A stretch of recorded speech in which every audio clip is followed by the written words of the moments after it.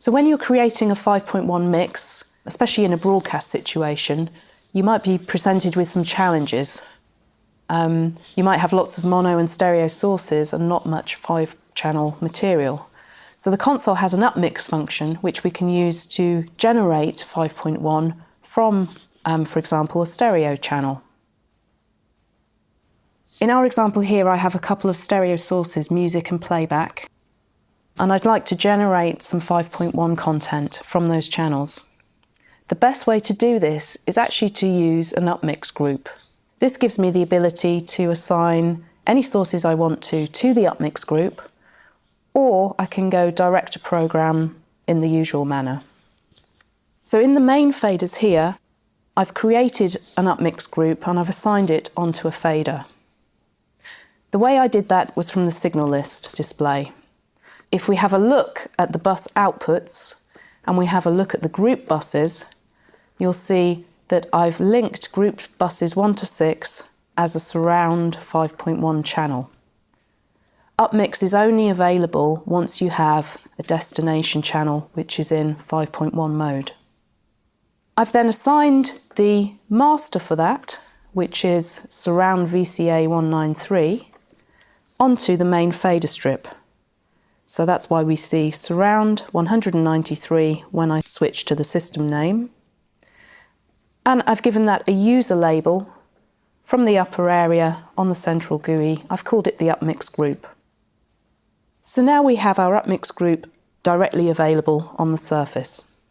The next step would be to enable the upmixing on this 5.1 destination. And we do that by selecting the Upmix group channel. Once the Upmix group is in access, come to the modules area and down at the bottom you'll find 2 buttons. Click on Upmix to enable both the Upmix and the spatialized processing. You now need access to the on-screen controls, and these can appear in either of the 2 graphical areas, but I'm going to replace the EQ graph here with the ambit controls for the Upmix processing. We now have access to the Upmix parameters, but I can see from the metering here that there's no audio yet. That's because I haven't yet assigned my channel to the Upmix group. So we take care of that by routing any channel onto the Upmix group, in our case, our stereo music. As soon as it's assigned, we see our metering and we see that our Upmix processing is already doing something. Because this is a stereo source, and we're already seeing some left, right, some center, and some surround channel, and some LFE action. So what parameters are available to me here? Well, for the front processing, I have some auto-centering.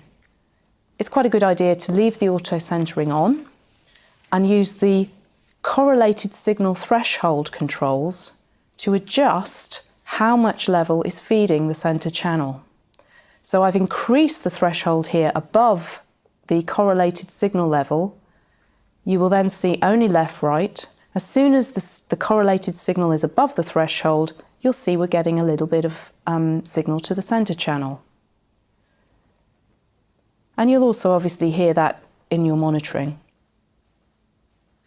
The controls on the right-hand side are mainly affecting the spatializing processing, which is determining sort of the reflections and other functions which feed signal to the surround channels.